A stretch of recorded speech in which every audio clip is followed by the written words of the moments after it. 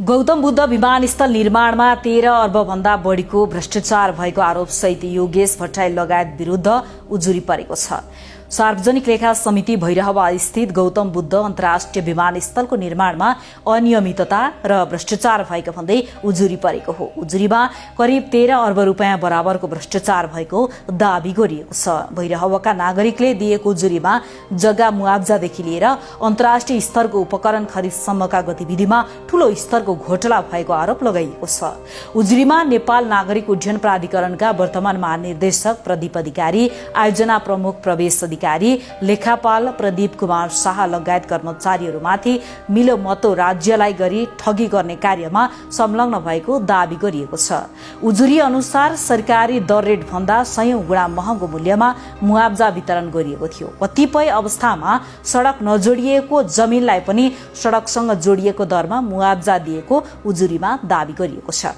यसैगरी दानमा दिएका मठ मन्दिरका जग्गामा समेत नक्कली हकवालालाई खडा गरी मुआब्जा दिएको र ठूलो मात्रामा रकम हिनामिना भएको बताइएको छ। महालेखा परीक्षकको तर्फबाट अडिट गर्न गएको निजी अडिट फर्म बजाज अडिटका अडिटरहरूमाथि पनि प्रभाव पारिएको आरोप लगाइएको छ।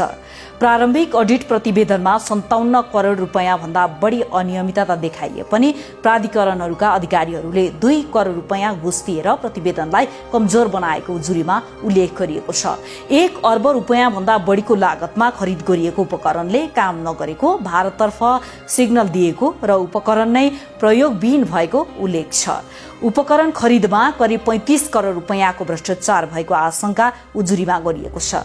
सार्वजनिक लेखा समितिको संयोजकको हैसियतमा भट्टराईले भ्रमणका क्रममा उनले अनियमितता नभएको भनेर सांसदहरूलाई मौन बस्न निर्देशन दिएको उजुरीमा उल्लेख छ। भट्टराईले प्राधिकरणका पदाधिकारीहरूसँग मिलेमतो गरेको र त्यसकै सट्टामा सुविधा सम्पन्न गाडी र सम्पत्ति लिएको दावी उजुरीमा गरिएको छ।